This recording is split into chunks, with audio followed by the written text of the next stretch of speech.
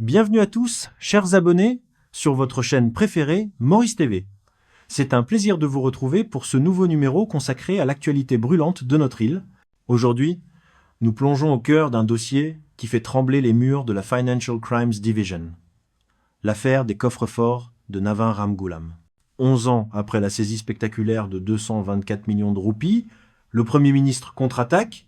Nous allons vous expliquer en détail pourquoi sa défense fait appel à un prestigieux avocat britannique, ce qu'est réellement une motion pour abuse of process, et surtout, quel impact ce procès historique a sur notre quotidien à Maurice. Entre enjeux de pouvoir, droit constitutionnel et attentes des citoyens, nous avons décortiqué les faits pour vous. Mais juste avant de commencer, si vous appréciez notre travail de recherche et d'information, n'oubliez pas de nous donner un petit pouce bleu. Cela encourage énormément l'équipe. Et si ce n'est pas encore fait, abonnez-vous dès maintenant et activez la cloche pour rester scotché à toutes les mises à jour de l'actualité de notre belle île. Vous êtes prêts? Les dossiers sont sur la table. Alors, on commence? Port-Louis, le décor est planté. L'ambiance est électrique. Ce n'est pas un simple procès qui s'est ouvert hier devant la Financial Crimes Division de la Cour intermédiaire, mais un véritable feuilleton national qui tient l'île Maurice en haleine depuis plus d'une décennie. Navin Ramgoolam, Premier ministre en exercice, est apparu dans le box des accusés, entouré du déploiement impressionnant de la VIPSU, Very Important Persons Security Unit. Au cœur du litige, 224 millions de roupies, environ 4-5 millions d'euros, retrouvés dans des coffres-forts à ses résidences de Riverwalk et de la rue des Forges en février 2015.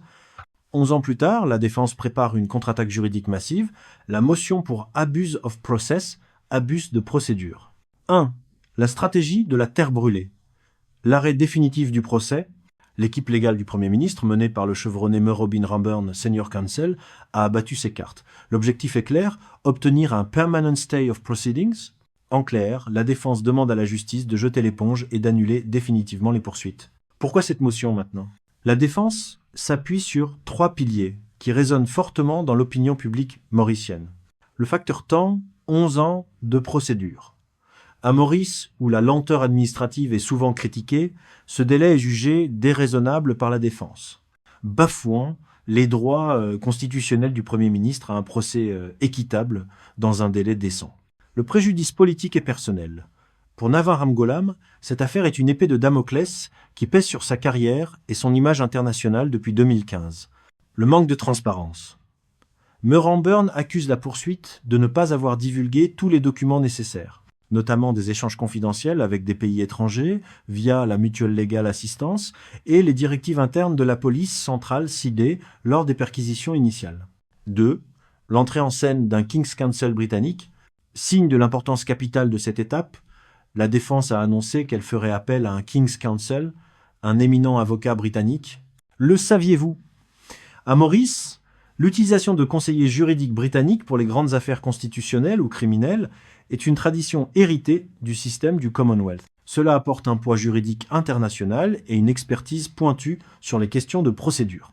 Ce duel de haut vol se déroulera du 30 mars au 2 avril 2026.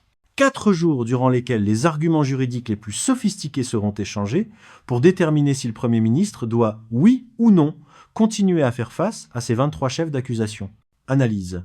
Quel impact sur la vie des Mauriciens? Pour comprendre l'ampleur de cette affaire, il faut sortir de la salle d'audience et regarder ce qu'elle représente pour le citoyen lambda dans les rues de Rosille ou de Curpip.